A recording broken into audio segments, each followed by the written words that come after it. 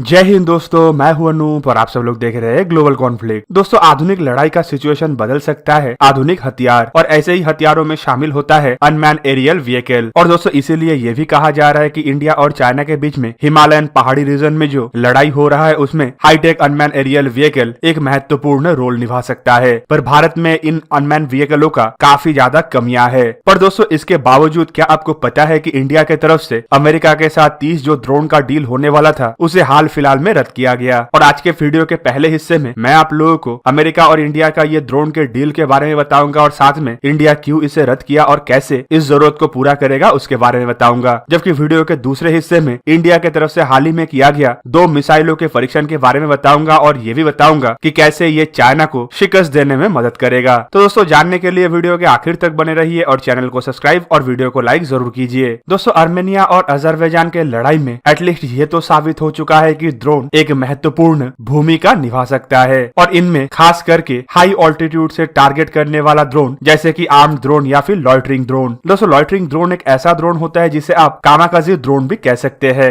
मतलब ये खुद में ही एक हथियार है जो टारगेट से टकरा के टारगेट को डिस्ट्रॉय करता है। पर इंडिया और चाइना के लड़ाई के दरमियान इन ड्रोनों के मामले में इंडिया कहाँ पे खड़ा है? वैसे अगर देखे तो इंडियन आर्म फोर्सेस में ड्रोनों को 1990 से ही शामिल किया जा रहा है। 1990 में इंडिया द्वारा इजराइल से इंटेलिजेंस, सर्वेलेंस और रिकॉनेसेंस के लिए सबसे पहले सर्चर 1 और सर्चर 2 ड्रोनों को खरीदा गया। ये दोनों ड्रोन ही इंडिया के तीनों सर्विसेज के लिए खरीदा गया था। जबकि इसके बाद इंडिया द्वारा और थोड़ा high tech, sophisticated, long range, long endurance, high altitude unmanned aerial vehicle Heron का खरीदारी किया गया। पर ये हेरॉन ड्रोन के पास हाईटेक सर्वेलेंस कैपेबिलिटी तो है, लेकिन दुश्मन के ऊपर हमला करने का कैपेबिलिटी नहीं है। हाल ही में सुनने में यह भी आया है कि हेरॉन ड्रोन को हेरॉन टीपी में कन्वर्ट करने के लिए भी इंडिया और इजराइल के बीच में बातचीत चल रहा है। मतलब इन ड्रोनों को अब कॉम्बैट ड्रोन में भी कन्वर्ट किया जाएगा। पर कॉम्बैट ड्रोन के मामले में इंडिया और अमेरिका के बीच में भी कुछ बातचीत चल रहा था। दोस्तों, ये बातचीत था 30 आर्म ड्रोन खरीदने का। प्रेसिडेंट ट्रम्प के भारत दौरे के दरमियान उनके तरफ से भारत को इन ड्रोनों का ऑफर किया गया था, और अमेरिका द्वारा इन ड्रोनों को बेचने का परमिशन भी दे दिया गया था। पर अब सुनने को आ रहा है कि 2+2 डायलॉग के दरमियान इंडिया द्वारा इन ड्रोनों के ऑफर को रिजेक्ट कर दिया गया। दोस्तों, रशियन न्यूज एजेंसी स्पुतनिक के मुताबिक इंडियन गवर्नमेंट के तरफ से प्राइस के कारण की वजह से ही इन ड्रोनों के ऑफर को रिजेक्ट किया गया। बेसिकली इंडिया द्वारा ऐसा 30 ड्रोन $3 बिलियन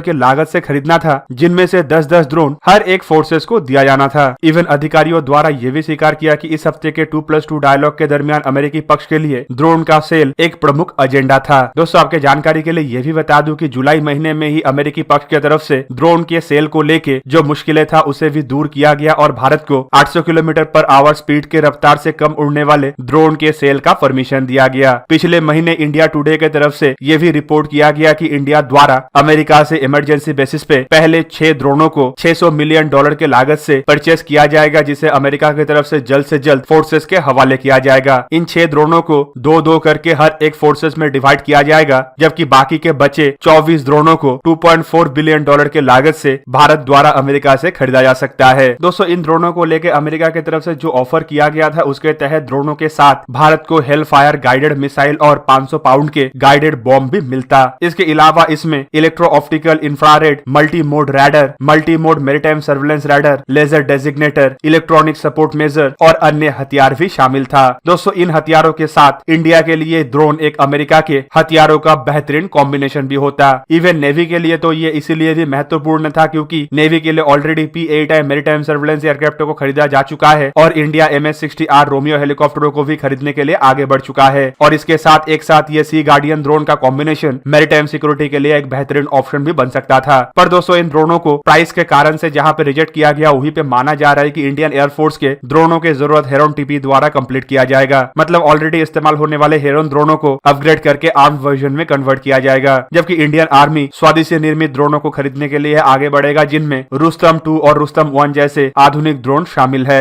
नेवी के लिए अभी भी सोच विचार किया जा रहा है कि अमेरिका से ड्रोनों को परचेस किया जाए या फिर अलग कोई ऑप्शन की तरफ आगे बढ़ा जाए। दोस्तों, अब चलिए जानते हैं इंडिया की तरफ से हाल ही में टेस्ट किया गया घातक मिसाइलों के बारे में। दोस्तों, इंडिया की तरफ से टोटल 2 मिसाइलों का परीक्षण किया गया, जिनमें सबसे पहले नाम आता है एयर लॉन्च ब्रह्मोस मिसाइल का। दोस्तों, इस मिसाइल को परीक्षण करने के लिए सुखोई 30 MKI का इस्तेमाल किया गया, और यह मिसाइल करीबन 4000 किलोमीटर दूर में स्थित अपने टारगेट को ध्वस्त किया। दोस्तों, मिसाइल को परीक्षण करने के लिए सुखोई 30 MKI का टेक ऑफ पंजाब में स्थित एक बेस में किया गया, जबकि इसका टारगेट बे ऑफ बंगाल में समुद्र के अंदर था। दोस्तों, टारगेट और टेक ऑफ का डिस्टेंस करीबन 4000 किलोमीटर था और इस डिस्टेंस को कवर करने के लिए एयरक्राफ्ट को एरियल रिफ्यूल भी किया गया। ANI के रिपोर्ट के मुताबिक यह ब्रह्मोस मिसाइल का ऐसा दूसरा परीक्षण है जहां पे एयरक्राफ्ट को टेक ऑफ कराने के बाद हवा में रिफ्यूल किया गया हो। दोस्तों हवा से दागे जाने वाले ये ब्रह्मोस मिसाइल का रेंज करीबन 300 किलोमीटर था और इसके पास समुद्र के अंदर जहाजों को मार गिराने का क्षमता था। दोस्तों आप सोचिए कि अगर एयरक्राफ्ट को पंजाब से टेक ऑफ ना करा के दक्षिणी भारत के किसी भी एयरवेज से टेक ऑफ कराया जाता तो ये एयरक्राफ्ट इंडियन ओशन के अंदर कितना दूर जाके अपने टारगेट को ध्वस्त कर पाता। इवन ये अपना दिशा बदल के और पाथ बदल के भी दुश्मन को आसानी से भ्रमित कर पाता था कि दुश्मन को समझ में ही नहीं आता कि हमला असल में हो कहां से रहा है। इवन आप लोगों को यह भी पता होगा कि दक्षिण भारत में इंडिया की तरफ से ब्रह्मोस मिसाइलों के साथ सुखोई 30 MKI का तैनाती भी कर दिया गया है, जो एक तरीके से समुद्र के अंदर चाइना के जहाजों के ऊपर नजर रखने के अलावा जरूरत पड़ने पे उसे ध्वस्त करने के लिए भी तैयार है। ब्रह्मोस मिसाइल का इस तरीके का परीक्षण इंडियन ओशन में चाइना का बढ़ता हुआ दबदबे को काउंटर करने का एक महत्वपूर्ण जरिया बन सकता है और साथ में चाइना को यह भी जताने के लिए काफी है कि वो अपना हद से बाहर ना जाए, क्योंकि भारत के पास उसे उसका औकात दिखाने का क्षमता है। दोस्तों इसके अलावा दूसरा टेस्ट था इंडियन नेवी के एक गाइडेड मिसाइल कॉर्वेट INS कोरा से दागा गया एक एंटीशिप मिसाइल का। दोस्तों इस मिसाइल का टेस्ट भी बे ऑफ बंगाल में हुआ, जिसके बारे में जानकारी नेवी की तरफ से दिया गया। नेवी के जानकारी के मुताबिक मिसाइल द्वारा अपने मैक्सिमम रेंज तक अपने टारगेट को प्रिसिशन गाइडेड तरीके से मतलब 100% एक्यूरेसी के साथ ध्वस्त किया गया। इवन नेवी के तरफ से जो वीडियो जारी किया गया उसमें साफ साफ दिखने को मिल रहा है कि नेवी के जहाज के द्वारा किस तरीके से मिसाइल को फायर किया जा रहा है और मिसाइल को फायर करने के बाद वो अपने टारगेट शिप को किस तरीके से हिट करता है और हिट करने के बाद टारगेट शिप में किस तरीके से आग लग जाता है। दोस्तों इससे पहले भी ऐसे ही एक गाइडेड मिसाइल कॉर्वेट के द्वारा और एक मिसाइल का सक्सेसफुल परीक्षण पिछले हफ्ते ही किया गया था और ये परीक्षण हुआ था INS प्रबल के तरफ से। दोस्तों कल का परीक्षण जहां पे बे ऑफ बंगाल में हुआ था, वहीं पे INS प्रबल का परीक्षण अरेबियन सी में हुआ था, मतलब इंडिया के दूसरे कोस्टल रीजन में। दोस्तों INS कोरा इंडियन नेवी के कोरा क्लास के जहाजों में से सबसे पहला जहाज है, जबकि INS प्रबल इससे छोटे आकार के बीर क्लास के जहाजों का हिस्सा है और दोनों जहाजों से लगभग एक ही तरीके का मिसाइलों को दागा जा सकता है और दोनों जहाजों के कार्य क्षमता लगभग एक ही तरीके का है। दोस्तों इन जहाजों के अलावा पिछले हफ्ते chief of army staff general MM Naravane के तरफ से इंडियन नेवी के बेड़े में शामिल हुए एक दूसरे जहाज का भी उद्घाटन किया गया था। दोस्तों ये जहाज INS कवरती है, जिसे हम एक guided missile anti submarine warfare corvette कह सकते हैं। दोस्तों इस जहाज को प्रोजेक्ट 28 या फिर कमोटा क्लास के जहाज के नाम से भी जाना जाता है और ये कमोटा क्लास के सबसे आधुनिक जहाज है। इन जहाजों का क्षमता INS प्रबल या INS कोरा से काफी अधिक है और इसका फायर पावर भी इन जहाजों से काफी तगड़ा है। पर जहाजों का सबसे खास बात यह है कि ये जहाज पूरी 90% भारत में ही निर्मित सामानों से बना हुआ है और इसे इंडोजीनियस इंजीनियरिंग का एक बेहतरीन एग्जाम्पल भी कहा जा सकता है। तो दोस्तों ये था आज का वीडियो। अगर आपको वीडियो अच्छा लगा तो इसे लाइक कीजिए और मेरे चैनल को सब्सक्राइब कीजिए और साथ में बना हुआ बेल आइकन को भी प्रेस कर दीजिए ताकि आप मेरा वीडियो देख पाए सबसे पहले। जय हिंद।